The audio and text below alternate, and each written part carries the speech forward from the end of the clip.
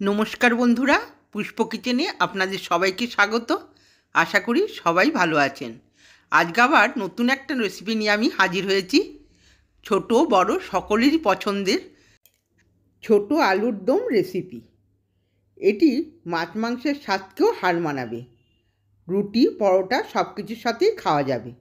এর জন্য দেখুন আমি এখানে নিয়ে নিয়েছি ছোট আলু আর কিছুটা মটরশুঁটি। প্রথমেই প্রেসার কুকারে জল চাপিয়ে দিয়েছি আর আলুগুলোকে ভালো করে ধুয়ে আমি সেদ্ধ করতে দেব।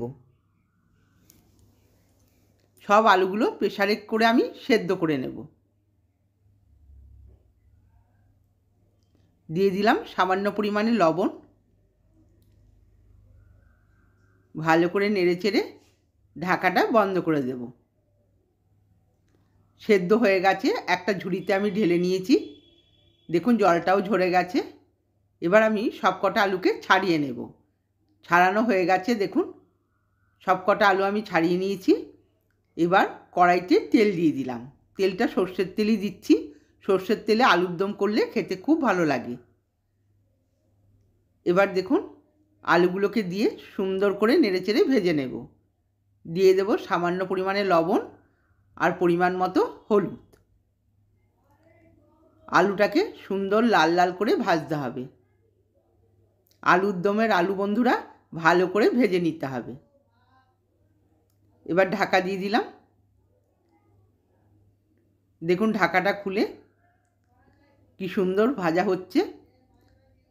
আলুগুলোকে আরেকটু নেড়েচেড়ে লাল লাল করে ভেজে নেব। ভাজা হয়ে গেছে, এবার আমি তুলে নিচ্ছি।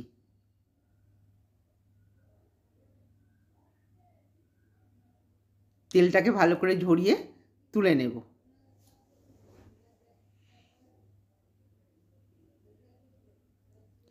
এবার দেখুন কড়াইয়ের তেলে দিয়ে দিলাম দুটো তেজপাতা, দুটো শুকনো লঙ্কা। একটু ভালো করে ভেজে নিচ্ছি।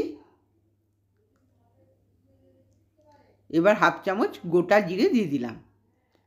ফোড়নটা একটু সুন্দর করে ভেজে নিতে হবে। ফোড়ন দিয়ে একটা সুন্দর সেন্ট উঠবে। এরপর দিয়ে দিলাম কোচানো পেঁয়াজ। এখানে আমি দুটো বড় পেঁয়াজ ব্যবহার করেছি। দেখুন সরু সরু করে কেটে নিয়েছি। এবার পেঁয়াজটাকে লাল করে ভেজে নিতে হবে। পেঁয়াজটা মজে যাওয়ার জন্য দিয়ে দিলাম সামান্য পরিমাণে লবণ। এবার একটু ভালো করে নেড়েচেড়ে লাল করে ভেজে নেব। দেখুন ভাজা হয়ে গেছে। এবার দিয়ে দিচ্ছি কোচানো টমেটো। টমেটোটাও ভালো করে ভেজে নিতে হবে। এবার ঢাকা দিয়ে দিলাম। ঢাকা দিয়ে ভাজলে তাড়াতাড়ি মজে যাবে। দেখুন টমেটোটা মজে গেছে। এবার দিয়ে দিচ্ছি আদা রসুন আর কাঁচা লঙ্কার পেস্ট। 2 চামচ পরিমাণ দিয়েছি। সামান্য হলুদ দিয়ে দিলাম। হাফ চামচ জিরের গুঁড়ো, হাফ চামচ ধনের গুঁড়ো আর দিচ্ছি হাফ চামচ শুকনো লঙ্কার গুঁড়ো। মশলাটাকে ভালো করে মিশিয়ে নেব। সামান্য সামান্য জল দেব আর মশলাটাকে কষাবো।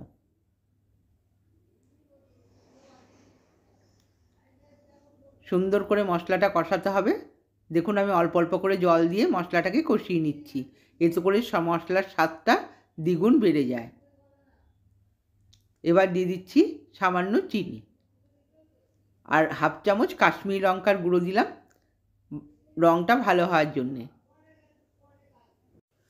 মশলাটা সুন্দর করে কষাতে হবে যতক্ষণ না তেল ছেড়ে যায়।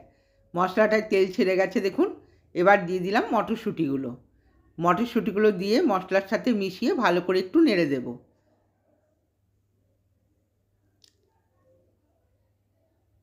এবার দিয়ে দিচ্ছি বন্ধুরা ভাজা আলুগুলো।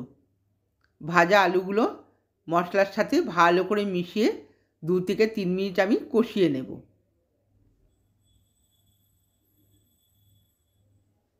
দেখুন ভালো করে কষিয়ে নিয়েছি। এরপর দিয়ে দিলাম চেরা কাঁচা লঙ্কা, 5-6টা কাঁচা লঙ্কা দিলাম। ঝালটা আপনাদের পরিমাণ বুঝেই দেবেন। গোলমরিচের গুঁড়ো দিয়ে দিলাম 1 চামচ পরিমাণ।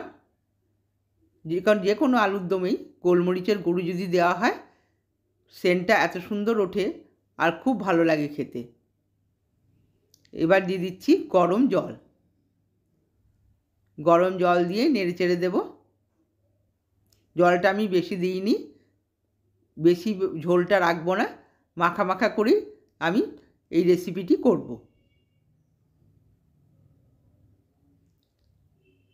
সামান্য লবণ দিয়ে দিলাম, লবণটা আপনারা দেখে দেবেন।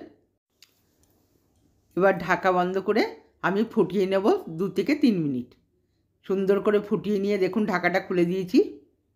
এবার দিয়ে দিচ্ছি 1/2 চামচ গরম মশলার গুঁড়ো আর 2 চামচ পরিমাণ ঘি। ভালো করে একটু নেড়ে চেড়ে দেব। আলুর দম আমার রেডি হয়ে গেছে বন্ধুরা, দেখুন কালারটাও কত সুন্দর এসছে। এবার দিয়ে দিচ্ছি 4টি ধনেপাতা ছড়িয়ে। এবার গ্যাসটা অফ করে আমি ঢাকা দিয়ে রেখে দেব। 2 মিনিট ঢাকা দিয়ে রেখে তারপরে ঢাকা খুলে পরিবেশন করব। বন্ধুরা, আমার রেসিপিগুলো যদি ভালো লেগে থাকে আমার চ্যানেলটিকে সাবস্ক্রাইব করবেন, লাইক করবেন আর কমেন্টসে জানাবেন আপনাদের কেমন লাগলো। যতটা সম্ভব শেয়ার করে দেবেন। আপনারাও বাড়িতে এইভাবে বানাবেন, আশা করি ভালো লাগবে। আজকের মতো ভিডিওটা শেষ করছি। ধন্যবাদ।